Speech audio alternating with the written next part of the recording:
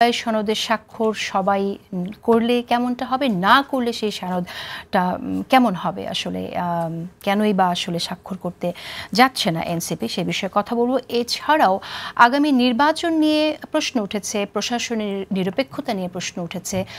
সেই জায়গাটি নিরপেক্ষ নির্বাচন হবে কিনা, বা আদৌ নির্বাচন নিয়ে যে সংশয়ের কথা আমরা শুনি, সেই সংশয় কতটুকু কাটলো একটু বোঝার চেষ্টা করবো। আমাদের সাথে আজ স্টুডিওতে উপস্থিত আছেন আমার বাংলাদেশ পার্টির সাধারণ সম্পাদক ব্যারিস্টার আসদুজ্জামান ফুয়াদ, আছেন রাজনৈতিক বিশ্লেষক এবং মানবাধিকার কর্মী সাইয়েদ আব্দুল্লাহ, আছেন জাতীয় নাগরিক পার্টির যুগ্ম আহ্বায়ক জাভেদুর হোসেন। সাইয়েদ আব্দুল্লাহ এবং ব্যারিস্টার আসদুজ্জামান ফুয়াদ তিনজনকে অশেষ ধন্যবাদ সময় দেওয়ার জন্য। আমি জাভেদ, আপনাকে দিয়ে শুরু করি। আপনারা মোটামুটি অনেকদিন সময় দিলেন, অনেক পরিশ্রম করলেন সবাই। এই জাতীয় ঐক্যমত কমিশনে সংস্কার প্রস্তাব নিয়ে যে আলোচনা হয়েছে, যারা এখানে পার্টিসিপেট করেছে তারা শুধু ওখানে না, সেই আলোচনায় না, আলোচনার টেবিলের বাইরেও নিজেদের প্রস্তুতির জন্য প্রচুর সময় দিয়েছে। কিন্তু শেষ পর্যন্ত এখন এসে আপনারা বলছেন আইনি ভিত্তি ছাড়া জুলাই সনদ স্বাক্ষর অনুষ্ঠানে আপনারা যাবেন না, কারণ এটা শুধুই একটা আনুষ্ঠানিকতা হবে। যে জুলাই সনদ নিয়ে গণভোটও হচ্ছে, সেই জায়গায় আসলে আইনি ভিত্তি ছাড়া না যাবার এই সিদ্ধান্তটা কীরকম, কেন একটু ব্যাখ্যা করেন। এবং পাশাপাশি একটু বলি যে আপনি নিজেও জানেন যে আরও বেশ কয়েকটি দল জুলাই সনদে স্বাক্ষর করবে না, যারা আসলে বাম দলগুলো, যেমন আমরা জানি জাসদ, বাসদ সহ আরও কয়েকটি দল এখানে স্বাক্ষর করবে না। এই জুলাই সনদে স্বাক্ষর না করাটা কেমন গণঅভ্যুত্থানের বিপরীত জায়গায় দাঁড়ানো হয়ে যায় কিনা, এবং সেখানে আপনারাও সেই জায়গায় অবস্থান নিচ্ছেন যে স্বাক্ষর করবেন না, একটু ব্যাখ্যা করেন। আচ্ছা, আপনাকে প্রথমে ধন্যবাদ জানাচ্ছি, জিটিভিকেও ধন্যবাদ। আমার সহ আলোচক যারা আছেন, আমার ল ডিপার্টমেন্টের দুই ভাই এখানে আছেন। আমি একটু প্রথমে যদি আলোচনাটা শুরু করি, সেটা হচ্ছে আমরা তো দীর্ঘ সময় আসলে এই ঐকমত্য কমিশনের সময় দিয়েছি। শুধু ঐকমত্য কমিশনের, আপনারা যদি লাইভ টেলিকাস্টে যে ফরেন সার্ভিস একাডেমির ভেতরের যে অবস্থা, সেটা না, সেটার বাইরেও কিন্তু আমাদেরকে দীর্ঘ সময় বিভিন্ন রাজনৈতিক দলের সাথে আলোচনা করতে হয়েছে। সকালে বিকালে ইয়ের মধ্যেও বৈঠক চলাকালীন সময়েও বাইরে গিয়ে করিডোরে আমাদেরকে আলোচনা করতে হয়েছে, বিভিন্ন দলকে বোঝাতে হয়েছে কেন এটা দরকার, কেন যুক্তিগুলো আমাদেরকে ওখানে পরিষ্কার করতে হয়েছে। এখন আমরা একটা জুলাই সনদ কিন্তু প্রণয়ন করে ফেলেছি, যেখানে কমিশন যেই খসড়াটি পাঠিয়েছে সর্বশেষ, সেখানে 84টি প্রস্তাব কিন্তু হয়ে গেছে একদম, যে কোন দলগুলো একমত, কোন দলগুলো একমত না, কিভাবে পাস হয়েছে, নোট অফ ডিসেন্ট সহ 84টা প্রস্তাব, এগুলো কিন্তু কমিশনের পক্ষ থেকে দিয়ে দেওয়া হয়েছে। মানে জুলাই সনদ প্রণয়ন হয়ে গিয়েছে। এখন এখানে থাকে হচ্ছে অঙ্গীকারের বিষয়টা। অঙ্গীকারের বিষয়টাতেই ওই জায়গাটাতে রাজনৈতিক দলগুলো স্বাক্ষর করবে প্রত্যেকে নিজ নিজ দলের পক্ষ থেকে, যে তারা যদি পরবর্তী সংসদে তারা যায়, বা তারা যে কোনো সময় যদি তারা সংসদে যায়, তারা এই সনদটাকে বাস্তবায়ন করবে। এই হচ্ছে অঙ্গীকারনামা। কিন্তু এই আপনার ঐকমত্য কমিশনের বৈঠক চলাকালীন সময়েও আমরা কিন্তু একটা সময় তীব্রভাবে আপত্তি জানিয়েছিলাম কমিশনকে। তখনও তারা আমাদেরকে একটা প্রস্তাবনা দিয়েছিল খসড়া, আমরা সেখানে বাস্তবায়ন পদ্ধতিটা অনুপস্থিত দেখতে পেয়েছিলাম, এবং সেই জায়গা থেকে আমরা দলের পক্ষ থেকে তীব্র প্রতিবাদ জানিয়েছিলাম যে এই বাস্তবায়ন পদ্ধতি ছাড়া আসলে জুলাই সনদটার বাস্তবিক অর্থে আপনার এটা কোনো অর্থ থাকবে না। এটা একটা জাস্ট মিনিংলেস একটা ডকুমেন্ট, হিস্ট্রিক্যাল একটা ডকুমেন্ট হিসেবেই রয়ে যাবে। তো সেই জায়গা থেকে আমরা এটাকে বাস্তবায়নের জন্য খুবই জোর দিচ্ছিলাম, এবং এক পর্যায়ে কমিশন তখন একদম শেষের দিন, আমার মনে আছে 31শে জুলাই, আমরা অনেকগুলো রাজনৈতিক দল আমরা যখন তীব্রভাবে বলেছিলাম যে না, আমাদের একটা এই বাস্তবায়নের জন্য আলোচনা দরকার, তখন কমিশনের তরফ থেকে। আমার একটি প্রশ্ন, সেটা হচ্ছে যে আপনারা বাস্তবায়নের জন্য আলোচনা করলেন এখানে, সে ফর এক্সাম্পল আপনারা একটা ক্লজ চাচ্ছেন যে কিভাবে বাস্তবায়ন হবে, এই তো দাবি, রাইট? হ্যাঁ। আচ্ছা, কিন্তু আপনারা তারপর গণভোটে যাচ্ছেন, গণভোটে যদি না জয়যুক্ত হয়, গণভোটে যাওয়ার এখানে ব্যাপার আছে কিছু। এখানে কিন্তু অনেকগুলো বিষয় এখনো মীমাংসিত হয়নি। আপনাকে একটু যদি বলি, সেটা হচ্ছে আমাদের অনেকগুলো বিষয় আছে যেখানে কিন্তু অনেকগুলো রাজনৈতিক দলের, যদি আমি বলি একটু বিশেষ করে যে বিএনপি এবং তার সমমনা গুটি কতক রাজনৈতিক দলের কিছু বিষয়ে নোট অফ ডিসেন্ট আছে, যেগুলোকে আমরা মনে করছি যে মৌলিক সংস্কারের একটা বড় অংশ। যেমন ধরেন উচ্চকক্ষ ভোটের পিয়ারে হওয়া, কিংবা সাংবিধানিক পদগুলোর নিয়োগ পদ্ধতি ধরেন। এখন এই যে অমীমাংসিত বিষয়গুলো, সেগুলোর মীমাংসা কি গণভোটের মাধ্যমে হবে, নাকি যেমন বিএনপি চাচ্ছে সেটা পরের সংসদের কাছে যেতে, কিন্তু আমরা চাচ্ছি না এটা গণভোটের মাধ্যমে মীমাংসিত হয়ে যেতে হবে। এখন গণভোটের প্রশ্নটা তাহলে কি হবে সেটা নিয়ে কিন্তু একটা ভিন্নমত রয়েছে, সেটা নিয়ে কিন্তু কমিশনের আলোচনাতেও সেই ভিন্নতা কিন্তু ফুটে উঠেছে। তো সেই জায়গায় আবার আরেকটি বিষয় চলে এসেছে আদেশের কথা, যে একটা আদেশ দেওয়া হবে জুলাই সনদ বাস্তবায়ন আদেশ, যেটা আমি আমার দলের পক্ষ থেকেই কিন্তু এই নামটা প্রস্তাব করেছিলাম, সেই প্রস্তাবনাটা কমিশন গ্রহণ করেছে। এখন এই জুলাই সনদ বাস্তবায়ন আদেশ, সে আদেশের টেক্সটটা কি হবে? আমরা কেন এটা বলছি, কারণ হচ্ছে জুলাই ঘোষণাপত্র যখন দেয়া হয়, জুলাই ঘোষণাপত্র আমাদেরকে যে টেক্সটটা দেখানো হয়েছিল, যখন জুলাই ঘোষণাপত্রটা প্রণয়ন করা হলো, যখন পাঠ করলেন আমাদের প্রধান উপদেষ্টা, সেখানে কিন্তু আমরা অনেক কিছু পরিবর্তন দেখতে পেয়েছি এবং এটা একটা দলের ঘোষণাপত্র হয়ে গিয়েছে। তো সেই জায়গা থেকে আমরা আশঙ্কা করছি যে এই যে আপনার গণভোটের প্রশ্নটা কি হবে, গণভোটের প্রশ্নে কি আপনার এই প্রশ্ন থাকবে জুলাই জাতীয় সনদ জনগণ অনুমোদন করছে নাকি জনগণ জুলাই সনদ থেকে গণভোটের প্রয়োজনটাই বা কেন আসলে এসেছে, আমি সেই বিষয়েও কথা বলবো। একটু শুনে নেই যে আসলে কি তাহলে কালকের যে অনুষ্ঠানে এটা আপনারা প্রত্যাখ্যান করছেন? জি, এখন পর্যন্ত আমরা যে দাবি জানিয়ে আসছি কমিশনের সাথে অনানুষ্ঠানিক কিছু বৈঠকেও আমরা এই কথা বলেছি তাদেরকে, আমরা আনুষ্ঠানিকভাবেও জানিয়েছিলাম, সেটা হচ্ছে যে জুলাই সনদ বাস্তবায়নের জন্য যে গণভোটের প্রশ্ন এবং বাস্তবায়নের যে পদ্ধতি, যেটা সরকারকে কমিশন প্রস্তাব দিবে, সেই বাস্তবায়ন পদ্ধতির টেক্সট এবং একই সাথে জুলাই আদেশ যেটা দেওয়া হবে বাস্তবায়ন আদেশ, সেই আদেশের টেক্সট রাজনৈতিক দল একই সাথে সর্বোপরি জনসাধারণকে দেখানো উচিত, জনসাধারণের কাছে এটা ওপেন করা উচিত অন্ততপক্ষে স্বাক্ষরের আগে। তো আপনারা বরাবর বলে এসেছেন যে জুলাই সনদ হবে এবং জুলাই সনদের ভিত্তিতেই নির্বাচন হবে, তার মানে কি আপনারা নির্বাচনও যাবেন না? যেহেতু নির্বাচনের ব্যাপার দেখেন নির্বাচনের ব্যাপার আজকে কিন্তু আমাদের দলের পক্ষ থেকে একটা প্রেস ব্রিফিং হয়েছে, সেখানে আমাদের দলের আহ্বায়ক স্পষ্ট করে বলেছেন ফেব্রুয়ারিতে নির্বাচন হবে এবং ফেব্রুয়ারিতেই আমাদের দল নির্বাচনে যাওয়ার জন্য প্রস্তুত আছে। কিন্তু জুলাই সনদের বাস্তবায়নের যে ব্যাপারটা দেখেন, এখন বাস্তবায়নে আমি যেটা প্রথমে বললাম, আদেশগুলো হয়ে গেছে, প্রস্তাবনাগুলো হয়ে গেছে, এখন এটা স্বাক্ষর করাটা একটা আনুষ্ঠানিকতা। এখন স্বাক্ষর করলে আমরা তো এটাতে সম্মতি দিয়ে দিলাম, কিন্তু তারপরে কি হবে? তারপরে কি জুলাই সনদ ধরেন গণভোটের প্রশ্ন কি বিএনপি যেটা চাইছে সেটা হবে, নাকি এটা আমরা যেভাবে বলছি মানে যে বাস্তবায়নটা হওয়া উচিত সেভাবে হবে? এটা তো আমরা জানি না এখনো। সেই টেক্সটটা না দেখে আমরা এই সনদে স্বাক্ষরটা করতে পারছি না। ওকে, আসবো আমি আপনার কাছে আবারও। আমি একটু ব্যারিস্টার আসাদুজ্জামান ফুয়াদ আপনার কাছে শুনতে চাই যে আইনি ভিত্তি নিয়েই আসলে যে দ্বন্দ্বটা আমরা দেখছি, যে এনসিপি থেকে যে দাবিটা আইনি ভিত্তি, জুলাই সনদের আইনি ভিত্তি, তো আমি একটু বুঝতে চাই এখানে যে আইনি ভিত্তি যদি না হয়, গণভোটে যদি আসলে সাধারণ মানুষ এই জুলাই সনদকে চায় যে আমি এর পক্ষে ভোট দিলাম, তাহলে তো আর আইনি ভিত্তি এখন যদি দেয়ও, তবুও তো একটি নির্বাচিত একটি সরকারকে গিয়ে সংসদে সেটাকে রেটিফাই করতে হবে, রাইট? তাহলে এই আইনি ভিত্তিটা আসলে কতটুকু জরুরি, নাম্বার ওয়ান। নাম্বার টু হচ্ছে আপনারা স্বাক্ষর করছেন কিনা? ধন্যবাদ। প্রথম কথা হচ্ছে যে হ্যাঁ, আমরা স্বাক্ষর করছি কালকে। দ্বিতীয়ত হচ্ছে যে জুলাই সনদে স্বাক্ষর করাটা আসলে এটা একটা টেকনিক্যাল সিম্বলিক জায়গা আর কি। যেই ডকুমেন্টটা এখন প্রেজেন্ট করা হয়েছে এটা কিন্তু আসলে কনসেনসাস কমিশনে গত কয়েক মাস ধরে আলোচনার প্রেক্ষিতে রাজনৈতিক দলগুলো যেগুলো একমত হয়েছে ততটুকুই ওখানে লেখা আছে। ইন্ট্রোতে কিছু কম বেশি করা হয়েছে বিভিন্ন রাজনৈতিক দলের দাবির প্রেক্ষিতে।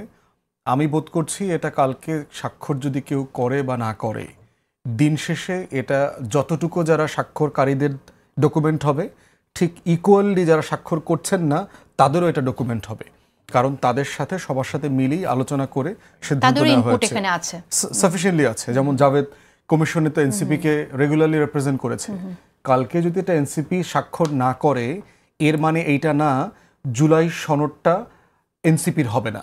আবার কালকে যদি এবি পার্টি এটা স্বাক্ষর করছে, এটা শুধু এবি পার্টির ডকুমেন্ট হবে তা না, এটার মালিকানার প্রশ্নটা ইকুয়ালি সবার জন্য প্রযোজ্য হবে, স্বাক্ষর যে করছে অথবা করছে না। কিন্তু ইতিহাসে তো লেখা থাকবে যে কোন দলগুলো করেনি, যেমন জাসদ, মার্কসপন্থী এই দলগুলো যে করছে না, তাদের যদিও যুক্তি আলাদা, কারণ আলাদা, এবং এনসিপি করছে না, এই নামগুলো তো লেখা থাকবে। কিন্তু এটা করছে না অন সাবস্টেন্সে না, যে এনসিপি এটা বলছে না যে আমি এই জুলাই সনদটা মানি না, এটা সাবস্টেন্স, এটা কন্টেন্টস আমি একমত না, এটা কিন্তু বলছে না।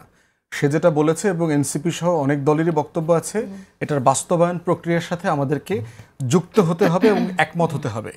এখন আমি টেকনিক্যালি মনে করছি রাজনৈতিকভাবে কি লাভ হবে এনসিপির এই স্বাক্ষর না করে? এখন তো যদি আইনি ভিত্তির প্রশ্নে যেমনটা দাঁড়ালো যে আপনারা সবাই তো একমত হলেন যে ঠিক আছে এটা স্বাক্ষর করে তারপর আমরা গণভোটে যাই, তো সেই জায়গা থেকে এনসিপি যদি এটা সিগনেচার না করে, এনসিপির রাজনৈতিক বেনিফিটটা কি?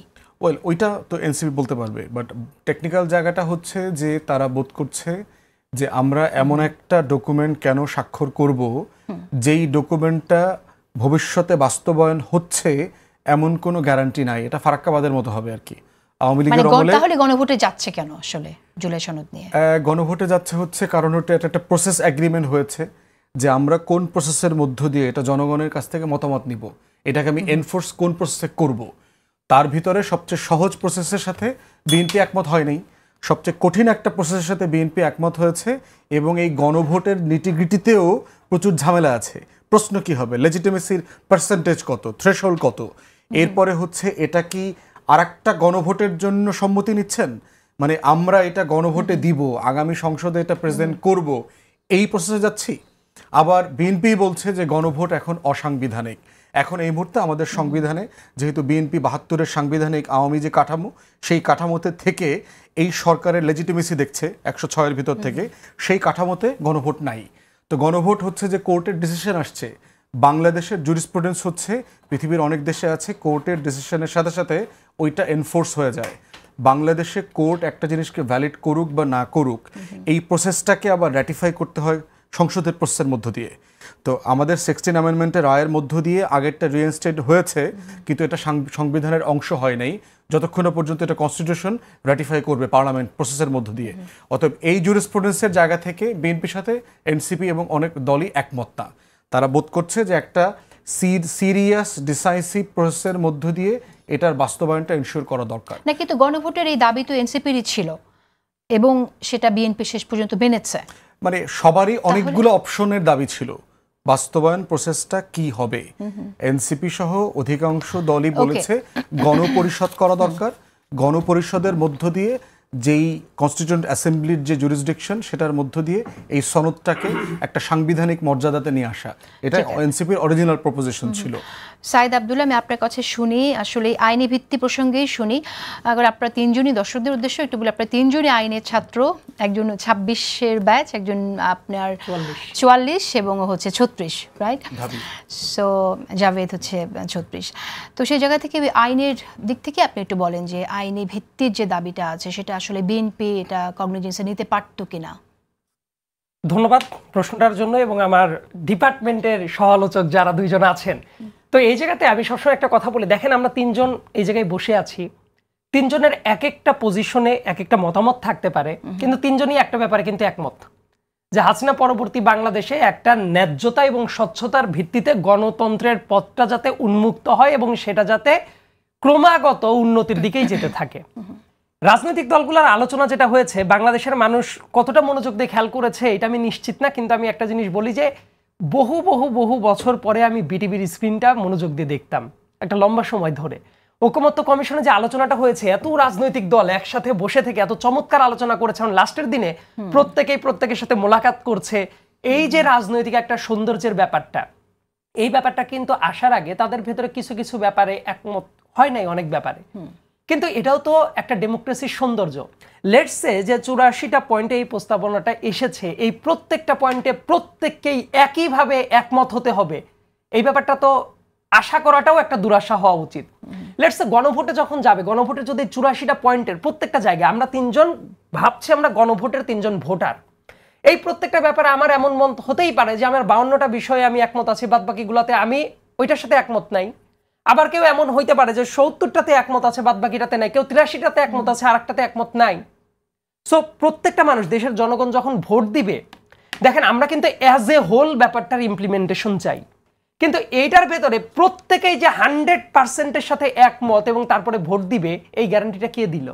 এটা কিন্তু আশা করাটাও একটা খুব বড় রকমের, আমার কাছে মনে হয় যে প্র্যাকটিক্যালিটি বিহীন কাজ হয়ে যাবে। কিন্তু এই যে আসলে ইমপ্লিমেন্ট কিভাবে করা হবে সেই প্রশ্নটা রয়ে গেছে, সেখানে কি আমরা একটু স্পষ্ট হতে পারি? দেখেন কিছু কিছু জায়গায় পলিটিক্সটাকে আমার কাছে মনে হয় আর্ট অফ কম্প্রোমাইজ।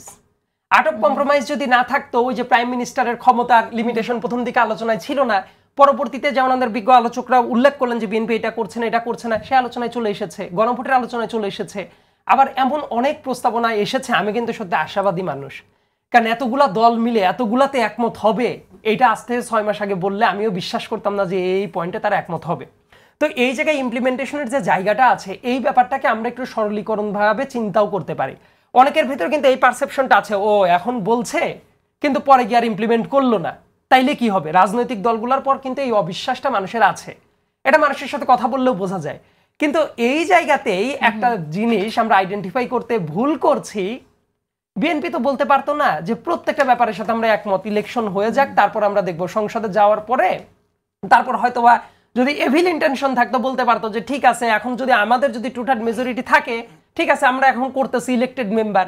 কিন্তু তারা তো সাহস নিয়ে প্রত্যেকটা জায়গায় যে জায়গায় তারা মানবে না নোট অফ ডিসেন্ট দিয়ে গেছে। অসম্ভব রকমের গালিগালাজও অনেকেই করেছে, কেউ বুঝে কেউ না বুঝে। কিন্তু এটা সত্ত্বেও সে কিন্তু পপুলিস্ট তত্ত্বের দিকে যায় নাই। বহু মানুষ আছে অনেক পপুলিস্ট কথাবার্তা বলে হাততালি পর অনেক কাজ করেছে। তার মানেটা হলো সে যেটা করতে পারবে সেটা উন্মুক্ত করেছে, সে যেটা করতে চায় না সেটাও কিন্তু উন্মুক্ত করেছে। এই প্রয়াসটাকে আমি অন্তত পক্ষে তাদের জায়গা থেকে ফেয়ারনেস হিসেবে রিড করতে চাই। তারপরের আলোচনাটা করি যে এই জায়গাতে জুলাই সনদ বাস্তবায়িত হওয়াটা আসলে দরকার। এটা আমি ব্যক্তিগতভাবে বিশ্বাস করি যে এই সনদটা শুধুমাত্র একটা মানে সংস্কার হিসেবে থাকবে, জাস্ট একটা ডকুমেন্ট হিসেবে থাকবে, এটা আমি চাই না। বাংলাদেশের জন্য এটা আমাদের দরকার, কিন্তু সেটার প্রক্রিয়াটা করতে গেলে যদি আনুষঙ্গিক অনেক ঝামেলা তৈরি হয়, সেই জায়গাটা আমার মনে হয় সিম্পলিফাইড ওয়েতে চিন্তা করার সুযোগটা আছে। এনসিপির জবাব আমি দিব না, এনসিপি যেটা ভালো মনে করবে সেটাই তো তারা করবে। কিন্তু এনসিপি যে দাবি, এই দাবিটাকে আপনি কিভাবে দেখেন? এই জায়গাটা আমি একটা পয়েন্টে আমি কথা বলতে পারি। যেমন নতুন একটা তথ্য আজকে প্রেস ব্রিফিং এর পরে যেটা দেখলাম যে নোট অফ ডিসেন্টের যে ব্যাপারটা, বিএনপি প্রত্যেকটা সময় বলে গেছে নোট অফ ডিসেন্ট সহই আমাদের অবস্থানটা থাকবে, তারপর ওইটার পরে কিন্তু গণভোট হইতে পারে। কিন্তু বলা হচ্ছে গণভোট যদি শেষ হয়ে যায় নোট অফ ডিসেন্টের কার্যকারিতা থাকবে না। তাইলে এত আলোচনার কি দরকার ছিল? 84টা প্রস্তাবনা ঠিক করার পরে বলেই দেওয়া উচিত ছিল যে যারা এই 84টা মানবে তারাই সংস্কারপন্থী, যারা মানবে না তারা সংস্কার বিরোধী মানুষ, খেলা শেষ। সেটা না হয়ে এতগুলো মাস তাহলে কেন আলোচনা হইল? এই আলোচনাটা হওয়ার পরেই তো এই শেপে আসলো। এখন কি হবে জানেন, 5 তারিখে ওই যে জুলাইয়ের যে ঘোষণাপত্রটা ছিল, ওই ঘোষণাপত্রটা কিন্তু সবার, ভোট ভাই এটা কারেক্টলি বলেছেন যে এই জায়গায় এই ব্যাপারটা প্রত্যেকের। কিন্তু দেখেন ওই দিনই যেটা হলো, এনসিপির বেশ কয়েকজন ঢাকার বাইরে কক্সবাজারে চলে গেল, ওইটা নিয়ে বিভিন্ন জলঘোলা হয়েছে। আমি ওই ডিবেটে যাব না, যে পারপাসে থাক না কেন এটা আলোচনার ব্যাপার না। কিন্তু ওই দিন যদি তারাও উপস্থিত হতো, এটা একটা ভালো মানে ইমেজটা তৈরি করতো। আবার দেখেন এই সংস্কার নিয়ে, নতুন বন্দোবস্ত নিয়ে সবচেয়ে বেশি যারা কথা বলেছে, যদি দেখা যায় যে এই জায়গায় কালকে সাইন হবে এই ডকুমেন্টটাই, এতগুলা রাজনৈতিক দল এতদিন ধরে বসলো, যে অনেক দল সাইন করতে যাচ্ছে, ওই জায়গায় এনসিপি সাইনটা করলো না, এই ব্যাপারটা কিন্তু একটা পাবলিকের কাছে বাজে ইমেজ যাবে যে ও তাইলে এটা আবার কেমন সংস্কারের ব্যাপার। তাদের যে কনসার্নের জায়গাটা, এটা বাস্তবায়নযোগ্য হবে কি না, নাকি জাস্ট একটা টাইটুলার জিনিস হয়ে থাকবে। আমি বিশ্বাস করি যে রাজনৈতিক দলগুলো এতদিন যেহেতু বসেছে, একটা বাস্তবায়নের পথ হবেই, এবং সেটা ফেয়ার ইন্টেনশন আছে জন্যই তো নোট অফ ডিসেন্ট দিয়েছে, তাহলে তো বলতেই পারতো সব মেনে নিলাম। আচ্ছা, এবং আরেকটা জিনিস বলি যে এই কাজটা হওয়ার জন্য দেখলাম যে ঐক্যমত্য কমিশনের সহসভাপতি সাহেব সন্ধ্যাবেলায় যে ব্রিফিংটা করলেন, উনি ওই জায়গায় বলে দিয়েছেন যে এই সাইন করার সুযোগটা অবারিত রাখা হচ্ছে, এটা ক্লোজ করা হচ্ছে না। হয়তোবা কোনো দল কালকে সাইন করলো না, পরবর্তীতে মনে হলো তারা সাইন করতে পারবে। কিন্তু এই যে টেক্সট, আমি একটু আবার ফিরে যাই, আইনি ভিত্তির এই প্রশ্নে কেন আলোচনা হলো না বা কেন একমত হতে দেখলাম না দলগুলোকে? সবাই দেখেন সবকিছুতে যদি একমত হয়, আমি এত আশাবাদীও হইতে চাই না যে সব দল একসাথে সব ব্যাপারে একমত হবে। এটা না করে বরং আমরা যদি এই ব্যাপারে একটা কনসিস্টেন্সি আসি, যেমন মানুষের এই আশা থাকে কি যে এইগুলো চুক্তি করলো পরে এটা তো মানবে না। না, আমার কাছে মনে হয় যে ব্যাপারগুলোতে যে দল যেভাবে চুক্তি করে গেছে, ওইটা তার হাতে ক্ষমতা আসার পরে কেউ যদি না মানে জনগণ ছাড় দিবে, এটা আমি বিশ্বাস করি না। আমার মনে হয় যে এটা ফুয়াদ ভাই বিশ্বাস করে না, রাসিন ভাইও বিশ্বাস করে না। কারণ কি একটা সময় ছিল মানে মানুষের কাছে পলিটিক্যাল কমিটমেন্ট, তাদের ভোটারের কাছে সেভাবে আপনি দেখছেন। সামনের দিনের বাংলাদেশের মানুষের মনস্তত্ত্ব কিন্তু চেঞ্জ হয়েছে, কারো কিছুটা কম, কারো কিছুটা বেশি। কিন্তু এই ব্যাপারটা আমার কাছে যেটা মনে হয় যে এই যে যেমন আজকেই নোট অফ ডিসেন্ট নিয়ে যে কথাটা আসলো, তাহলে নোট অফ ডিসেন্টের আলোচনা এতদিন কেন হইলো, কেন এইগুলা লিপিবদ্ধ করা হইলো? তার মানে দেখেন যে এনসিপির দাবির জন্য যদি এটা হয়, ওই রকম দাবি তো আরো অন্যান্য রাজনৈতিক দলের থাকতে পারে, সেটা তো তাহলে বিবেচনায় নেওয়া উচিত। এই প্রশ্নগুলোর উত্তর জানতে চাই জাভেদ রাসিন আপনার কাছ থেকে, কিন্তু তার আগে আমি একটু ছোট বিরতি নিচ্ছি। জন্য অ্যাডভোকেট জাভেদ রাসিন, বিরতিতে যাওয়ার আগে বলেছিলাম আপনার কাছে আসবো। আমি একটু জানতে চাই যে আপনারা গণভোটে যেতে চাইছেন, কিন্তু গণভোটে নোট অফ ডিসেন্ট থাকতে পারবে না, তাহলে সাইদ আব্দুল্লাহ যেটা বললেন যে এত আলোচনার কি ছিল, তাহলে সংস্কার কমিশন থেকে এটা প্রস্তাব দিত যে এই সংস্কারগুলো আসলে প্রস্তাবিত আছে এবং এটাতে সরাসরি গণভোটে যাচ্ছে এবং সবাই সেটা মানতে বাধ্য। তাহলে এই যে সময় ক্ষেপণ করা হলো, অর্থহীন হয়ে পড়ছে তো।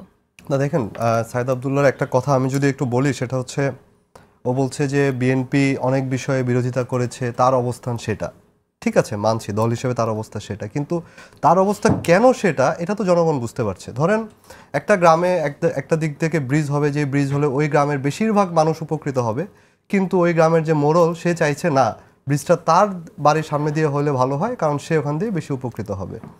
তো এরকম একটা বিষয় যেখানে জনগণের যে উপকার হবে কিংবা এই ফেসিবাদী কাঠামো আর ফেরত আসবে না, এরকম যে বিষয়গুলো আছে সেই বিষয়গুলো যখন বিএনপি অবজেকশন দেয় সেই জায়গাটায় তখন আমাদের প্রশ্নটা চলে আসে। যেমন সাংবিধানিক পদের যে নিয়োগগুলো সেগুলো নিয়ে আমরা অলমোস্ট পুরো হাউস একদিকে আর বিএনপি আরেকদিকে। এখন যদি বলেন যে বিএনপি এটার কেন বিরোধিতা করছে এবং বিরোধিতা করার রাইট তার আছে, তো সেটা নিয়ে তখন আমাদের ওই বিরোধিতা নিয়ে আমাদের প্রশ্ন আছে, অবশ্যই প্রশ্ন আছে। তার সেই গুড ইন্টেনশনটা আছে কি না সেটা নিয়ে তখন আমাদের প্রশ্ন অবশ্যই থাকবে। এখন আপনি যেটা বলছেন যে গণভোটের ফলে নোট অফ ডিসেন্টের প্রশ্নগুলো তাহলে কি হবে, এখানে আমরা যেটা দল হিসেবে মনে করেছি এবং আমরা কমিশনকেও জানিয়েছি সেটা যে গণভোটে আপনি যে প্রশ্নটা যাবে সেই প্রশ্নটা কি হবে সেটা কিন্তু খুবই গুরুত্বপূর্ণ। গণভোটের মাধ্যমে কি আপনি জুলাই সনদটাকে অনুমোদন করছেন কি করছেন না, এটা হচ্ছে প্রথম প্রশ্ন। জুলাই সনদের মাধ্যমে যদি আপনি জনগণ যদি সেটা অনুমোদন করে দেয় যে হ্যাঁ আমি 84টা বিষয়ে আমি একমত, আব্দুল্লাহ যেমন বলছিল যে এখন এখানে 84টা বিষয় আছে, জনগণ হয়তো কেউ 73টা বিষয় একমত, কেউ হয়তো একটা বিষয় একমত না, জনগণ সিদ্ধান্ত নিবে। আমি যে একটা বিষয় একমত না সেটার জন্য কি আমি না দিব, নাকি 73টা আমি যে হ্যাঁ আমি সেটার জন্য আমি হ্যাঁ দিব, ওটা জনগণ ডিসাইড করুক না। অ্যাপারেন্টলি এটা মনে হচ্ছে যে নোট অফ ডিসেন্ট ছাড়া যে প্রস্তাবগুলো এসেছে 84টি সংস্কার প্রস্তাব সেটা হচ্ছে হ্যাঁ, আর না হচ্ছে একদমই না। তাহলে যে দলগুলো নোট অফ ডিসেন্ট দিল তাদের জন্য ভোটের জায়গা কোথায়? দেখুন একটা আর বিষয় না বলতে তো আপনি এখানে বোঝাচ্ছেন সংস্কারের বিপক্ষে, বিএনপি কে সংস্কারের বিপক্ষে। না না সেটা আমি সেটার কথা বলছি না, আমি বলছি সাইদ আব্দুল্লাহ যেমন বললেন যে 73টা বিষয় কেউ একমত, কিন্তু একটা বিষয় একজন জনগণ হিসেবে আমি ধরেন আমি 73টা বিষয় একমত কিন্তু একটা বিষয় একমত না। এখন আমাকে সিদ্ধান্ত নিতে হবে আমি এই জুলাই সনদের পক্ষে না বিপক্ষে। আমি কি ওই একটা বিষয় এত গুরুত্বপূর্ণ আমার কাছে না যে না আমি পুরো জুলাই সনদটাই মানছি না এটার কারণে, ওই একটা প্রশ্ন আমার কাছে খুবই গুরুত্বপূর্ণ। যেমন ধরেন যেমন মূলনীতি নিয়ে যখন আলোচনা হলো, দেখেন পুরো সব বিষয় একমত হয়ে সেখানে বামপন্থী দলগুলো ওয়ার্কআউট করে চলে গেল। তাদের কাছে মূলনীতি মানে পুরো জুলাই সনদে যাই থাকুক না কেন, যত ভালো জিনিস থাকুক না কেন, এইখানে কেউ যদি হাত দেয় তারা ওইটাতে একমত হতে পারবে না। ওকে, কিন্তু ব্যাপারটা কি এমন হতে পারে না যেটা অনেক গুরুত্বপূর্ণ হইতেই পারে ফ্যাকচুয়ালি, আপনি কেন মনে করছেন যে ওইটা টেকনিক্যালি ঠিক আছে? আমি একটু প্রশ্ন করি একটা ছোট প্রশ্ন করে এখানে জাভেদ, এখানে আমি যেটা জানি একটু আমি জানাই রাখি সেটা হচ্ছে যখন এই বাস্তবায়ন পদ্ধতির আগে, বাস্তবায়ন পদ্ধতি নিয়ে কিন্তু আমাদের 31 জুলাইয়ের আরো প্রায় 1 মাস 1.5 মাস পরে আলোচনাটা শুরু হয়েছে।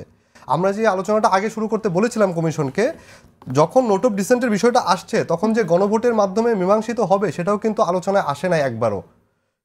নোট অফ ডিসেন্টে আসছেই যেটা পরের সংসদে যাবে। এখন এখানে টেকনিক্যাল একটা সমস্যা ক্রিয়েট হয়েছে যে পরের সংসদে যদি যায় তাহলে এই সংসদ যদি সংস্কারটা মানে সংশোধন করলে এমন কিছু বিষয় সংশোধিত হচ্ছে যাতে পুরো কনস্টিটিউশনের ক্যারেক্টার নেচার চেঞ্জ হয়ে যাচ্ছে, মানে বেসিক স্ট্রাকচার চেঞ্জ হয়ে যাচ্ছে। এটা পরবর্তীতে যে কোনো সময় এটা চ্যালেঞ্জ হতে পারে। যখন এই সমস্যাটা আসলো, এই সমস্যাটাকে দূর করার জন্য বা এই সমস্যাটাকে আপনার প্রোটেক্ট করার জন্য গণভোটের আইডিয়াটা তখন ওইখানে নিয়ে আসলো এবং সকল দল এই একটা প্রশ্নে কিন্তু গণভোটে একমত হয়েছে যে না পরের সংসদকে আমার একটা কনস্টিটিউয়েন্ট পাওয়ার দেয়া লাগবে। কিন্তু আমরা অনেক গণভোটের কথা শুনছি, জাতীয় সংসদের সাথে একই দিনে গণভোট হবে, যেখানে জামাত ইসলাম বলছে গণভোটটা আগে হওয়া উচিত, নভেম্বরে হওয়া উচিত। কিন্তু আপনাদের কথা শুনে মনে হচ্ছে গণভোটটা আসলে কিভাবে হবে, কি নিয়ে হবে সেটাই এখনো স্পষ্ট না। তো আপনারাই স্পষ্ট না, ভোটারের জন্য তো এটা আরো কঠিন হবে। আপনি বলছেন যে ধরা যাক আপনাদের একটি জায়গায় যেটা নোট অফ ডিসেন্ট দেয়া আছে, অর্থাৎ শুধু এই একটা কারণে মানুষ নাতে ভোট দেবে, রাইট? যেটা নাই বলে নাতে ভোট দিচ্ছে, সেখানে না জয়যুক্ত হলো। বা ব্যাপারটা যদি এরকম হয় যে তাহলে এনসিসির যে আপনাদের যে প্রস্তাবটা আছে, রাইট, সাংবিধানিক পদগুলোতে দেওয়ার জন্য, এখন এটা অনেকে মনে করলো যে শুধু এই একটা কারণে আমি হাতে ভোট দেবো না, নাকে জয়যুক্ত করবো। তাহলে কি আপনারা এই স্কোপটা ওপেন করে দিচ্ছেন না যে জুলাই সনদের না ভোটের জন্য? না, জনগণ ডিসাইড করুক। দেখেন একটা বিষয় এখানে বলছি যে স্পষ্ট নায়ের ব্যাপারটা আমি একেবারে ক্লিয়ার করতে চাই, সেটা হচ্ছে আমরা বাস্তবায়ন পদ্ধতি, আপনি বলছেন যে জনগণও ক্লিয়ার না, আমরাও ক্লিয়ার না। হ্যাঁ, আমরা ক্লিয়ার না দেখেই তো আমরা কমিশনকে বলছি তুমি এটা ক্লিয়ার করো, তুমি ক্লিয়ার করো, দেন আমি আমার স্ট্যান্ডটা যাতে নিতে পারি আমি জুলাই সনদের পক্ষে আছি কি নাই, তুমি আগে আমাকে স্পষ্ট করো। সে তো স্পষ্ট করছে না, সে নিজে একটা ধোঁয়াশার মধ্যে রেখে দিয়েছে। ভোটাররা কি আসলে এতটা এডুকেটেড কিনা? আমি মনে করি অবশ্যই জনগণ সবকিছু বোঝে, জনগণ বোঝে এবং জনগণ সে হচ্ছে এই পুরো কনস্টিটিউয়েন্ট পাওয়ার কিন্তু জনগণের। হ্যাঁ, আমরা যত যাই বলি কনস্টিটিউয়েন্ট পাওয়ারটা জনগণের সিদ্ধান্ত এখানে সার্বভৌম, তার অভিপ্রায়টা এখানে সার্বভৌম, এবং সেই কারণে আমরা সেই অভিপ্রায়ের প্রেক্ষিতে আমরা বলেছি যে আদেশটা হবে সে আদেশটা যেন জনগণের অভিপ্রায়ে আমাদের হেড অফ দ্য স্টেট না, হেড অফ দ্য গভর্নমেন্ট যেন ডক্টর মোহাম্মদ ইউনূস করেন। জনগণ, আপনি ভালো বলেছেন, জনগণ সব বোঝে, কিন্তু আমরা এমনটাও শুনেছি যে জনগণের মানে ভোট দিয়েই আসলে গণতন্ত্র হয় না, ভোটে কিছুই আসে না, এরকমটাও আমরা শুনেছি। কিন্তু আসবো আবারও জাভেদ রাসেল আপনার কাছে, একটু ভিন্ন প্রসঙ্গে যেতে চাই। ব্যারিস্টার আসাদুজ্জামান ফুয়াদ, আপনি জানেন যে বিএনপি স্ট্যান্ডিং কমিটির মেম্বার সালাউদ্দিন আহমেদ গুরুত্বপূর্ণ কিছু কথা বলেছেন এই লাস্ট যে মিটিংটা হয়েছে প্রধান উপদেষ্টার সাথে। সেখানে তিনি একটি কথা উল্লেখ করেছেন, প্রধান উপদেষ্টাকে উদ্দেশ্য করে তিনি বলেছেন, আমরা চাই না প্রতিরক্ষা বাহিনীগুলোর মধ্যে কোনো রকম ভারসাম্য নষ্ট হোক, এবং তিনি আসলে বোঝাতে চেয়েছেন, বলেছেন আপনার সাথে প্রতিরক্ষা বাহিনীর সুসম্পর্ক বজায় থাকুক, এটা আমরা চাই। রাষ্ট্র একটা ব্যালেন্সড অবস্থায় থাকতে হবে। রাষ্ট্র কি ইমব্যালেন্সড অবস্থায় যাওয়ার মতো কোনো পরিস্থিতি সৃষ্টি হয়েছে কিনা, কথাটা কেন বলতে হবে? গুরুত্বপূর্ণ প্রশ্ন হচ্ছে, সালাউদ্দিন ভাই যেটা ভালো বললে আমরা খুশি হইতাম, সেটা হচ্ছে যে মানবতা বিরোধী অপরাধের যে চার্জশিট দেওয়া হয়েছে গত সপ্তাহে প্রায় 25 জন সার্ভিং এবং অবসরপ্রাপ্ত সেনা কর্মকর্তাদের ব্যাপারে, তাদের বিচারিক প্রক্রিয়াকে স্বাগত জানিয়ে এবং তারা যে বিচার নিয়ে আমাদের আর্মড ফোর্সেসের গুটিকতক উপরের দিকের অফিসাররা যে মানে চোর পুলিশ খেলতেছে, এটাকে নিয়ে যদি সিরিয়াসলি কথা বলতেন, যে তাদেরকে কিভাবে সেনা হেফাজতে রাখে, যার ব্যাপারে চার্জশিট দেওয়া হয়েছে তাকে তো কোর্টে প্রডিউস করবে অ্যাট এ গিভেন ডেট, তাকে আনলফুল ডিটেনশন করবার এখতিয়ার তাকে কে দিয়েছে? এটা তো সেনাবাহিনীকে দেওয়া হয়নি। তারপর হচ্ছে যে লোকজন পালিয়ে চলে যাচ্ছে, মিলিটারি অফিসাররা একের পর এক, সিরিয়াস ন্যাশনাল সিকিউরিটি থ্রেট। আমার দেশের একটা জেনারেল লেভেলের অফিসার যিনি আপনার ডিজিএফআই ছিলেন, এই লেভেলের অফিসাররা এই ঘটনার আগে পরে পালায়ে চলে যেতে পারছেন। এই যে রাষ্ট্রের সভরেন্টি সিরিয়াসলি কম্প্রোমাইজড হয়ে যাচ্ছে, সেখানে করণীয় কি? এই ব্যাপারে যদি উনি কথা বলতেন আমি বেশি খুশি হইতাম। যদি এই ব্যাপারে কথা বলতেন যে কিভাবে ভিআইপি জেলখানা তৈরি করে এই মিলিটারি অফিসারদেরকে আইসিটিতে হ্যান্ডওভার করবার ব্যাপারে বাধা তৈরি করা হচ্ছে, কেন আয়নাঘর 6 মাস পরে, 7 মাস পরে, 8 মাস পরে ডিজিএফআই এবং আলাদা আর্ম ফোর্সেসের সিনিয়র অফিসাররা এটা ওপেন করতে দিয়েছে। এই যে আর্ম ফোর্সেসের ক্রিমিনাল সেকশনটাকে, যেটা খুবই সামান্য, অল্প কয়েকটা 30, 40, 50, 100 অফিসার, যার কারণে আমার এই প্রাণের সশস্ত্র বাহিনীকে প্রতিদিন সমালোচনার ভাগিদার হতে হচ্ছে। সেইটাকে ক্রিটিক না করে সরকারকে যদি অ্যাডভাইস করা হয় যে দূরত্ব না বাড়ে, সরকার কি করছে? অন্তর্বর্তীকালীন সরকার কি করেছে অন্যায়, অথবা যেটা করাটা ভ্যালিড হয় না? রাষ্ট্র কোন ইমব্যালেন্সড অবস্থা থেকে যাচ্ছে কিনা, যে এই প্রশ্নটা কেন আসছে? আসলে সবকিছু গণ অভ্যুত্থানের পক্ষে আছে। যদি কেউ মনে করে থাকে কোনো পাড়ার কোনো মহল্লার 2, 4, 10 জন 20 জন কোনো কিছু করবেন, ওই দিন এখন বাংলাদেশে নাই। অ্যাবসলিউটলি সবকিছু ব্যালেন্সের মধ্যে আছে, কিন্তু যেই লেভেলের কোঅপারেশন আমরা আর্ম ফোর্সেসের সিনিয়র লিডারশিপের পক্ষ থেকে আশা করেছিলাম, সেইটা গণ অভ্যুত্থানে আমরা দেখি নাই। ওনারা এখন একটা বিশাল অংশ গণ অভ্যুত্থানকে করেন না বলেই ওনাদের সিনিয়র জেনারেলদেরকে ওনারা এখনো পালাতে সাহায্য করছেন। সাহায্য না করলে এই ক্রেডিটটাকে দেবেন না যে যাদেরকে সেনা হেফাজতে নেওয়া হয়েছে? তার হেফাজতে নেওয়ার কি আছে? সেনা হেফাজতে কেন নেবে? আপনি যেহেতু বলছেন পালাতে দিচ্ছে, তাহলে তো তাদেরকেও পালাতে সহযোগিতা। মিলিটারি কোর্ট না তো, তার হেফাজতে নেওয়ার কি আছে? তাকে গিভেন টাইমে এই লোকগুলো যেন আইসিটিতে প্রডিউস করা হয়। ইস্যু হচ্ছে তার গোয়েন্দা সংস্থাগুলো, এইটা রেসপন্সিবিলিটি আছে ডিজিএফআই, এনএসআই, আদার ফোর্সেস, যেন এই লোকগুলো পালাতে না পারে। ওনারা বলছেন আমরা সব জায়গায় জানায় দিয়েছি, ভাই আমরা চাইল্ড ডাল সিদ্ধ করে খাই না, কাঁচা চাইল খাই। এরা কেমনে পালাইতেছে সীমান্তের ওই পারে, এগুলো আমরা বুঝি না, জানি না। বিজিবির কাপড় পরা, বিজিবির ড্রেসে করে সরকার কাকে দিয়ে কাজটা করাবে? সরকারের তো দেবী দুর্গার মতো 10টা হাত আছে, তাই না?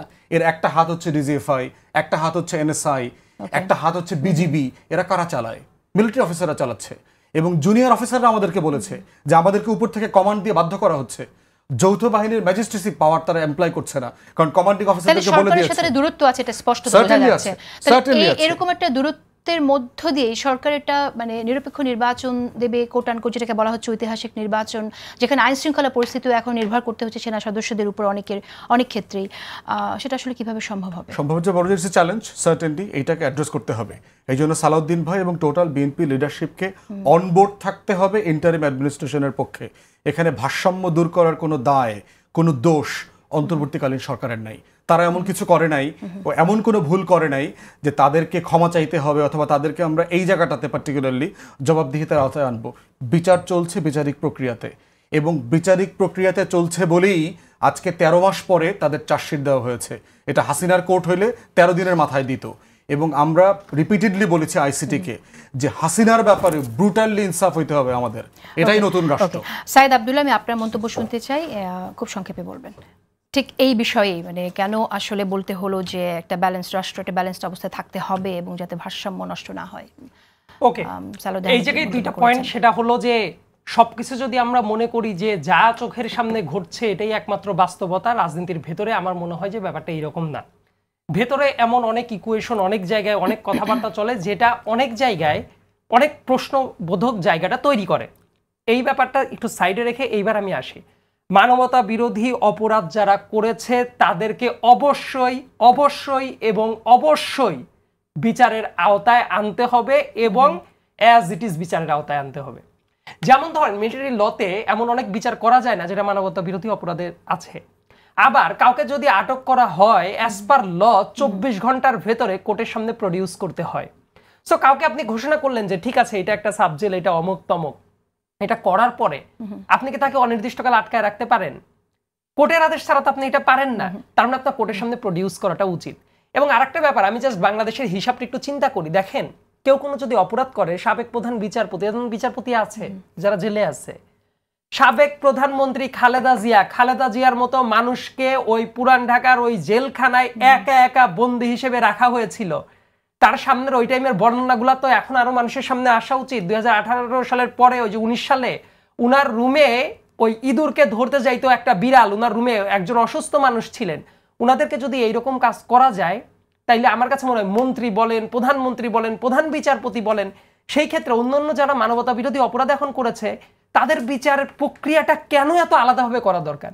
বিচারের মাত্রা যদি ওই চিফ জাস্টিসের একরকম হয়, ইনাদের যদি একই ক্যাটাগরির হয়, তাহলে তো বিচারটা একই ক্যাটাগরিতেই হইতে পারে অ্যাজ পার ল। এবং আরেকটা যেটা ব্যাপার, কিন্তু সেটা করার মতো সক্ষমতা এই সরকারের শুধু মুখেই না, কাজেও আছে কিনা এটাও নিশ্চিত করাটা জরুরি।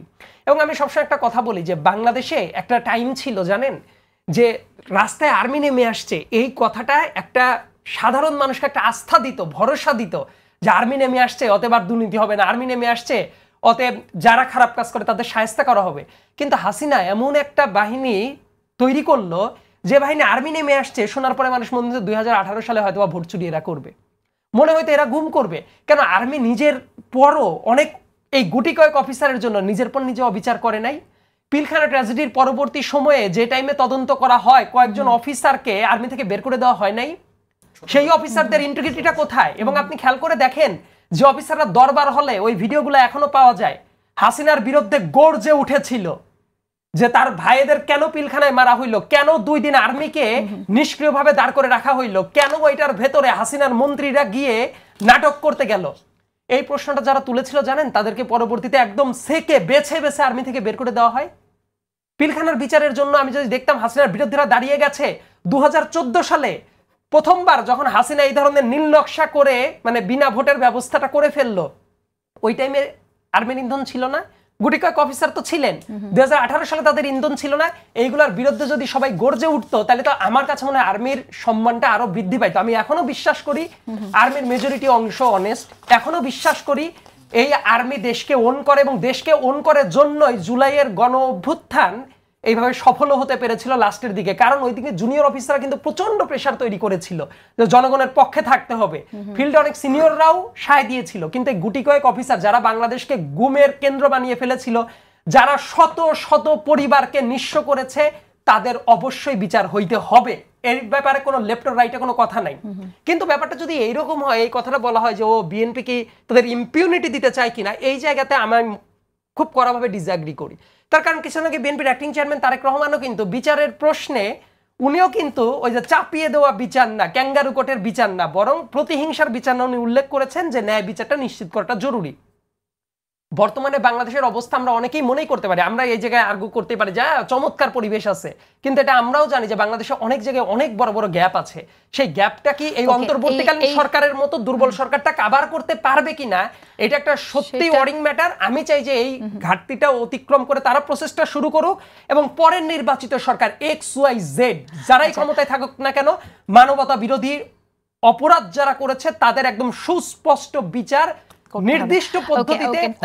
ধন্যবাদ সাইদ আব্দুল্লাহ। আমি একটা ব্রেকে যাব, কিন্তু তার আগে আমি আপনার কাছে প্রশ্ন রাখছি জাভেদ রাসিন, যে আমরা তো শুনলাম যে অনেকে সেফ এক্সিটের জন্য চিন্তা করছে, সেফ এক্সিটের চিন্তা করছে এবং কোনো কোনো দলের সাথে বোঝাপড়াও করছে, এরকম একটা মন্তব্য আমরা শুনেছি নাহিদ ইসলাম করেছেন। এরপর আমরা জামায়াতের নায়েবে আমিরের মন্তব্য শুনলাম সৈয়দ তাহের, তিনি বলেছেন যে তার কাছে কণ্ঠ রেকর্ড আছে উপদেষ্টারা ষড়যন্ত্রে লিপ্ত। তাহলে আমি জানতে চাইবো যে আসলে তার কাছ থেকেও এই দাবিটা আপনারা করবেন কিনা যে নামগুলো ফাঁস করার জন্য কারা ষড়যন্ত্রে লিপ্ত, এবং এনসিপির কাছে যে তথ্য আছে সেই তথ্যটা, বা নাহিদ ইসলামের কাছে যে তথ্য আছে সেই তথ্যটা আমরা কবে জানতে পারবো?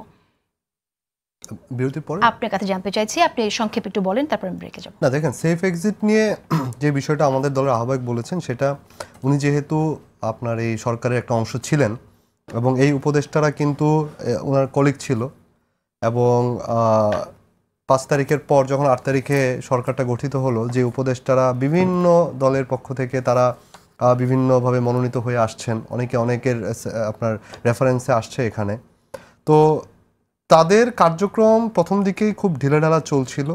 কিন্তু একটা সময় যখন লন্ডন বৈঠকটা হলো প্রধান উপদেষ্টার সাথে, লন্ডন বৈঠকের পর আমরা দেখতে পেলাম যে পুরো প্রশাসনটা স্থবির হয়ে গেল, এবং একটা দিকে একদম কমিশন থেকে, ঐক্যমত্য কমিশন থেকে আমরা সেটারও প্রতিবাদ করেছিলাম যে সব কিছু দেখা গেল যে একটা দিকে হেলে গিয়েছে। তো তখন কোনো কিছু কিন্তু কাজ করছিল না, একটা বিষয় দেখা যাচ্ছিল, এবং এখন পর্যন্ত কিন্তু সেই স্থবিরতা প্রশাসনে আছে, মন্ত্রণালয়ে আছে। আপনি মন্ত্রণালয়ে গিয়ে দেখবেন আপনি তো এটা বলছেন, এরপর আপনার সালাউদ্দিন আহমেদ বলছেন এটা ক্যাবিনেট কমিটি করা হয়েছে, যে ক্যাবিনেট কমিটির মধ্য দিয়ে যা হচ্ছে সেটা প্রচলন নেই এবং নিয়োগ বদলি হচ্ছে, এটা তিনি প্রধান উপদেষ্টাকে খোঁজ নিতে বলেছেন। আমরা আলোচনায় ফিরবো, এটা ছোট বিরতি। জাভেদ রাসিন, আপনার কথা আমার মনে হয় যে শেষ হওয়ার আগেই আমরা বিরতিতে চলে গিয়েছিলাম, খুব সংক্ষেপে শেষ করবেন, আমরা আসলে সেই নামধাম পাবো কিনা। আচ্ছা না, তার আগে একটু বলি যে সালাউদ্দিন সাহেব যেটা বললেন যে জনপ্রশাসন ব্যাপারে যেটা কমিটি গঠন করা হয়েছে, সচিবালয় অদল বদল হচ্ছে বিভিন্ন জায়গায়, দেখেন ওই যে আমি যে প্রথম কথাটা বললাম ওইটাই কিন্তু উনিও বললেন, সেটা হচ্ছে যে বিভিন্ন জায়গা থেকে যেহেতু উপদেষ্টারা গেছেন বিভিন্ন দলের থেকে, তারা তাদের মতন করে প্রশাসনে প্রভাব বিস্তার করার চেষ্টা করছেন এখন, এবং সেই জায়গাটাই হয়তো সেটা বিএনপির এখন পছন্দ হচ্ছে না, যেভাবে এখন জনপ্রশাসনটা চলছে, তার কারণে সালাউদ্দিন ভাই হয়তো এই কমেন্টটা করেছেন। আবার সেটা অন্য না হলে অন্য দল সেটা বলতো, কিন্তু আমরা আমাদের প্রশ্ন আমি করি তাহলে, সৈয়দ আব্দুল্লাহ মোহাম্মদ তাহের যে মন্তব্যটি করেছেন যে তার কাছে 4-5 জনের কল রেকর্ড আছে, সেটা ফাঁস করে দিবেন, এটা ওনার দলের ব্যাপার, সেটা নিয়ে আমি কমেন্ট করছি না, আমি আমার দলের আহ্বায়কটা করছি। সেটা হচ্ছে যে যেভাবে আসলে 5ই আগস্টের পর গণ অভ্যুত্থানের পরে মানুষ যে আশা আকাঙ্ক্ষা নিয়ে সরকারকে ক্ষমতায় বসিয়েছিল, সেই আশা আকাঙ্ক্ষা পূরণে এই সরকার আসলে ব্যর্থ, অনেকাংশেই ব্যর্থ হয়েছে। সেই ব্যর্থতার জায়গা থেকে হতাশা প্রকাশ করেছেন উনি, সেই হতাশার জায়গা থেকে, এবং যেহেতু এই উপদেষ্টাদের সাথে উনি দীর্ঘদিন কাজ করেছেন, তারা কে কোন ধরনের মন মানসিকতা পোষণ করেন, ধারণ করেন, সেটা হয়তো তিনি কিছুটা অনুধাবন করতে পেরেছেন। হয়তো তার কাছে কোনো তথ্য আছে, সেই ব্যাপারে আমি বলতে পারবো না, সেটা উনিই বলতে পারবেন। বাট এই সরকার যে ভালো মতন ফাংশন করছে না, যদি করতো তাহলে কিন্তু এই যে এখন যে সংকটগুলো আসছে, আপনি আর্মি মিলিটারি সংকটটা নিয়ে আসলেন, আপনারা তো চান যে সরকার ভালোভাবে ফাংশন করুক, এবং ফাংশন করানোর জন্য সরকারে গণঅভ্যুত্থানের পক্ষে এবং সাধারণ মানুষের পক্ষে যে রাজনীতিটা করা দরকার, যেভাবে দেশ পরিচালনা করা দরকার, সেই জায়গায় থাকতে হবে। তাহলে যে উপদেষ্টারা সেই জায়গায় নেই এবং তার পরিপন্থী কাজ করছে, তাদের নামগুলো জানা সত্ত্বেও কোনো রাজনৈতিক দলগুলো সাধারণ মানুষের সামনে নিয়ে আসছে না, সাধারণ মানুষের সাথে এটা এক ধরনের, এটা হয়তো যদি সেই নামগুলো আসে তাহলে হয়তো এমন টালমাটাল পরিস্থিতি সৃষ্টি হতে পারে, যে কারণে সরকার হয়তো স্থিতিশীল থাকবে না বা দেশের পরিস্থিতি হয়তো আরো খারাপ হতে পারে। সেই জায়গা থেকে হয়তো সেই নামগুলো এখনো বলা হচ্ছে না, কিন্তু এরকম ঘটনা যে ঘটছে এটা দেশের মানুষও বুঝতে পারছে। আপনি যে কোনো মন্ত্রণালয়ে যান, একটা ছোট কাজ থেকে বড় কাজ, কোনো কাজই কিন্তু ঠিক মতন ফাংশন করছে না। ওকে, ধন্যবাদ আপনাকে। আমি একই প্রশ্ন আপনার কাছে রাখবো ব্যারিস্টার আসরুজ্জামান ফুয়াদ, যে আমরা যেমনটি শুনলাম যে কয়েকজনের কল রেকর্ড আছে, ষড়যন্ত্রমূলক বক্তব্যের কল রেকর্ড আছে, এবং সেই কল রেকর্ডগুলো তারা কী ধরনের বক্তব্য দেন এর খবর আছে। এবং তিনি বলেছেন আমরা আপনাদের সংশোধনের জন্য সময় দিতে চাই, সংশোধন না হলে বের করে দেবে এই ধরনের উপদেষ্টার ষড়যন্ত্রে যে লিপ্ত তারা। তো যারা ষড়যন্ত্রে লিপ্ত তাদেরকে সংশোধনের সুযোগ কি, সেটা তো জনসম্মুখে প্রকাশ করতে হবে। তো এটা প্রকাশ না করে উনি যে থ্রেট দিচ্ছেন, অর্থাৎ নিজেদের এটাকে একটা বার্গেনিং টুল কিনা, যে আমার কাছে রেকর্ড আছে, তুমি এখন আমার কথা শোনো, আমি যেভাবে চাই, তাহলে সেটা তো একটা রাজনৈতিক দলের পক্ষে হয়ে গেল। তার চাইতে বরং স্বচ্ছতা কাম্য ছিল, সেটা কেন আমরা পাচ্ছি না? দেখেন, রাজনৈতিক দলগুলোর বক্তব্যের ভিতরে কিছু আছে রেটরিক। আপনার এখানে এর আগে আমি আলোচনা করেছি যে বিএনপি চেয়ারপারসনের যিনি পিএস আপনার সাত্তার সাহেব, সাত্তার ভাই আমলাদের একটা প্রোগ্রামে বললেন যে সার্ভিং আমলা কারেন্ট অফিসারদের সামনে বললেন যে 8 জন উপদেষ্টার ব্যাপারে ওনার কাছে প্রচুর কাগজপত্র আছে এবং প্রয়োজন হলে উনি অক্টোবরে ডিসেম্বরে নির্বাচনের আগে এগুলো পাবলিক করে দেবেন। এবং এই ব্যাপারগুলোতে তখন ওই যে আমলাদের ভিতরে ঠিক ঠিক বলে ওনার সাথে মানে একমত হয়েছে, অনেক লম্বা সাউন্ড হয়েছে ওখানে আর কি। এখন প্রশ্ন হচ্ছে, আমরা তখন দাবি করেছি যে 8 জন উপদেষ্টার ব্যাপারে আপনার কাছে যদি মামলা করার মতো অথবা অভিযোগ দায়ের করবার মতো এভিডেন্স থাকে, জাতিকে না জানান, অ্যাটলিস্ট দুদকে কাগজপত্রগুলো জমা দেন, দুদকের পক্ষ থেকে অ্যাটলিস্ট ইনভেস্টিগেশন হোক, এটা একটা পাবলিক রেসপন্সিবিলিটি। তা না হলে আমরা ধরে নেব ওনাদের পক্ষ থেকে, সরকারের পক্ষ থেকে বিভিন্ন সময় বলা হয়েছে যে উনি এবং ওনার যে সিন্ডিকেট সচিবালয়ে অনেক সুযোগ সুবিধার জন্য চেষ্টা করেছেন, বৈধ অবৈধ মিলিয়ে, তার পাস পর্যন্ত সাসপেন্ড করে দেওয়া হয়েছে সচিবালয়ে ঢোকার। তাহলে কি ব্যাপারটা এরকম যে আপনার স্বার্থ কাট করে দিয়েছে বলে আপনি কথাগুলো বলছেন? এই জন্য সামনে আসছে। আরেকটা বিষয় হচ্ছে কল রেকর্ডটা ওনার কাছে কি করে গেল? উনি ওনারা বলছেন যে এটা পাবলিক করে দেওয়া দরকার, বিষয়গুলো যা আছে দরকার। এবং এখানে যারা অভিযোগ করছেন যে প্রশাসনে তাদের লোক, কিন্তু সেখানে গোয়েন্দা সংস্থার যে কল রেকর্ড, এটা গোয়েন্দা সংস্থার কাছে থাকার কথা, সেই কল রেকর্ড তাদের কাছে যাচ্ছে না। তো কথার সাথে কন্ট্রাডিক্ট করছে। এটা তো আইনগতভাবে একটা ন্যায্য কাজ কিনা, আপনি আরই পাততে পারেন কিনা অ্যাজ এ প্রাইভেট সিটিজেন, মানে আমি আরই পাততে পারি কিনা, রাষ্ট্র ভ্যালিড রিজনে তার জাতীয় নিরাপত্তার স্বার্থে কোনো কোনো জায়গাতে সে আরই পাততে পারে। একটা জুডিশিয়াল ওভারসাইট থাকতে হবে, সেখানে প্রসেস ফলো করতে হবে, আওয়ামী লীগের মতো করে না, জিয়াউল হাসানের মতো করে না। তো সেই জায়গাতে এই ধরনের কথা বলাটা অন্যায্য কথা, এটা বেআইনি কথা। এখন এটাকে কি পলিটিক্যাল রেটরিক আকারে দেখবো, না এটা একটা ন্যায্য? উনি তো স্পষ্ট করে বলেছেন কয়েকজনের কল রেকর্ড আছে, সেটাকে আমরা পলিটিক্যাল রেটরিক হিসেবে দেখার সুযোগ আসলে থাকছে কিনা বলা দরকার। যে আপনি এটা অ্যাটলিস্ট যদি এখানে মনে করেন যে এই কাজগুলোর মধ্য দিয়ে রাষ্ট্রের ক্ষতি হচ্ছে, যে ডিপার্টমেন্ট যেটার সাথে জড়িত, যদি ফাইন্যান্সিয়াল ট্রান্সপারেন্সির ব্যাপার হয়, দুদকে বলেন, অভিযোগ করেন, প্রসেস ফলো করা দরকার। তা না হলে এই ধরনের রেটরিক্যাল বক্তব্য গণ অভ্যুত্থান পরবর্তী বাংলাদেশের জন্য আসলে ভালো না। আমরা যেটা বারবার বলি সেটা হচ্ছে ট্রান্সপারেন্সির কথা বলছি। জাভেদ যেটা বলেছে যে অধিকাংশ উপদেষ্টার পারফরমেন্সে আমরা হ্যাপি না। ওনারা গত 1 বছর পেরিয়ে গেলেও ওনাদের আয়ের রুটি রুজির, ওনাদের সম্পত্তির বিবরণী, ওনারা আমাদেরকে কিন্তু বলেন, ওনারা যখন সুশীল থাকেন তখন কিন্তু দিনরাত বিএনপি আওয়ামী লীগের গাইডলাইন যে ওদের ওই আয় উপার্জন, টাকা পয়সা, এগুলোর হিসাব দেন। আপনারটা দিলেন না কেন?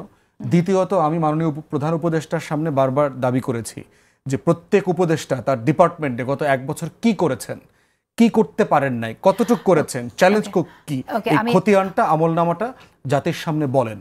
একমাত্র এটা দাবি করার পরে বলেছে বিরাট চেয়ারম্যান আশিক চৌধুরী, এছাড়া আর কেউ পাবলিকলি এই খতিয়ান দেন নাই। রাইট। আর এই যে ক্যাবিনেট কমিটি যেটা করা হয়েছে, এটা চর্চা নেই, তারপরেও ক্যাবিনেট কমিটি করা হলো, এই প্রচলন না থাকার পরও করা হলো, এটা আসলে কার উদ্দেশ্যে, কি কারণে করা হলো? আমরা অনেক সময় শুনি সরকারের ভেতরে আরেক সরকার আছে। সো আপনি কিভাবে দেখছেন আসলে? তার মানে কি এটাই প্রমাণ হয়ে যায় সরকারের ভিতরে সরকারকে আসলে এম্পাওয়ার্ড করা হচ্ছে? সরকারের ভিতরে সরকার যেমন আছে, দলের ভিতরে দল আছে, আবার সেই দলের ভিতরে আবার দল আছে। সরকারের ভিতরে সরকার যদি বেশি পাওয়ারফুল হয়ে যায় তখন তো আসলে আরো ব্যাপারটা এরকম না। বিষয়টা দেখতে হবে যে আপনার একটা ছোট টিম অন্তর্বর্তীকালীন সরকারের এই পুরো কাজটা, দায়িত্বটা ফাংশন করছে, তার রাজনৈতিক সরকার না। অতএব রাষ্ট্র চালানোর যে ইন্টারনাল অ্যাকাউন্টেবিলিটি প্রসেস, এটা কতটুকু উপদেষ্টাদের প্রভাবিত করছে সেটাও তো একটি প্রশ্ন। না, ওই কমিটিতে ক্যাবিনেট কমিটিটা কারা? 4 জন উপদেষ্টাকে নিয়ে একটা কমিটি করে দিয়েছে জনপ্রশাসন রিলেটেড। সরকারের ভিতরে সরকারের যে কথা, ওটা তো বলছি না, এটা তো প্রফেসর ইউনুস করেছেন, তার কাছে অ্যাকাউন্টেবল তো এটা। তো সেই জায়গাতে আপনার যে আমরা যে প্রশাসনের ভিতরে কাকে কোথায় পোস্টিং দেব, 4 জন একটা প্রস্তাবনা রেডি করবে, যে রেডি করার প্রসেসের মধ্য দিয়ে এরপর এটা চিফ অ্যাডভাইজারের কাছে যাবে। প্রসেস তো তাই, বাংলাদেশে তাই তো হয়, জনপ্রশাসন সর্ট আউট করে দিয়ে এটা প্রাইম মিনিস্টারের অফিসে পাঠায়, প্রাইম মিনিস্টারের অফিস পরে ভেটিং করে ইন্টেলিজেন্স রিপোর্ট নিয়ে এটা ফাইনাল করে। যেহেতু সেই প্রসেসটা নাই, যে উপদেষ্টারা বিএনপির, উপদেষ্টারা জামাতের, সরকার জামাতের, কেউ বলছে সরকার বিএনপির, এই কথাগুলো কিন্তু আছে একটি নিরপেক্ষ নির্বাচনের আগে। এখন প্রশ্ন হচ্ছে যে যখন জামাতের নায়েবে আমির এটা বলেন 4-5 জনের কল রেকর্ড আছে, ফাঁস করে দেবো, তার মানে কি 4-5 জন ছাড়া বাকি যারা আছেন তারা তাদের পক্ষের উপদেষ্টা? ডিপেন্ড করতেছে যে আপনি এখন কার দিকে তাকায় কাকে বেশি সময় দিচ্ছেন। এখন সাইদ মনে করতে পারে তাকে হয়তো আপনি বেশি পছন্দ করেন, তাকে বেশি সময় দিচ্ছেন, একটা বড় দলের প্রতিনিধিত্ব করে। জাভেদ মনে করতে পারে যেহেতু সে কালকে তারা জুলাই স্বাক্ষর অনুষ্ঠানে যাচ্ছেন না, তাকে অবশ্যই সার্টেনলি আপনি কম পছন্দ করেন, এটা হইতেই পারে আর কি। এখন ওই 4-5 জনের সাথে